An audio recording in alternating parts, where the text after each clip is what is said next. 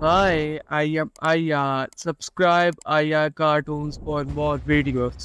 एक दफा का जिक्र है कि एक पुरसुकून महल्ले में मारिया नाम की एक छोटी सी लड़की रहती थी। एक दिन अपने घर के पीछे में खेलते हुए इसे झाड़ियों के पीछे छुपा हुआ एक छोटा खौफजदा बलि का बच्चा मिला। गरीब बलि का बच्चा खोया हुआ और अकेला लगता था।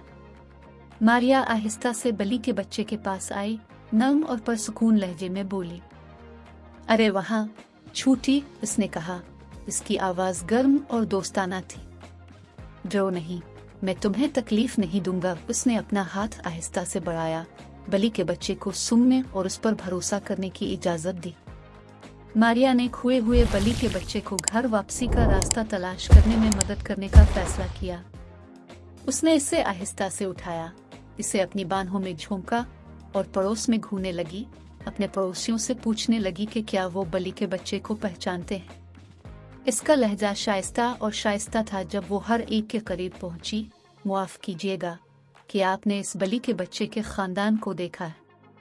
लगता है ये खो गया है और मैं इसे घर वापसी का रास्ता तलाश करने में मदद करना चाहता हूँ। इसकी मेहरबान और फितरी गुफ्तगू इसके पड़ोसियों के दिलों को छू गई। उन्होंने इसकी हमदर्दी और मदद करने की ख्वाहिश की तारीफ की। पड़ोसियों में से एक ने बलि के बच्चे को पहचान लिया और मारिया को इसके परेशान कुन खानदान के पास ले गया। वो अपने प्यारे पालतू जानवर के साथ दोबारा मिलने पर बहुत खुश थे।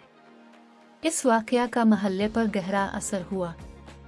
मारिया के फितरी और असर अंगेज गुफ्तगू के अंदाज ने न सिर्फ खोए हुए बलि के बच्चे की मदद की बल्कि कम्युनिटी को भी इकट्ठा किया। लोगों ने एक दूसरे से ज्यादा बात करना, कहानियां बांटना और रवाबित उस्तवार करना शुरू कर दिया। ये सब मारिया के दोस्ताना और ख्याल रखने वाले लहजे की वजह से हुआ। कहानी का अखलाक गुफ्तगू में एक मेहरबान और फितरी लहजा बंधन पैदा कर सकता है, रवाबित को फरोग दे सकता है और दुनिया को हर एक के लिए दोस्ताना जगह बना सकता है।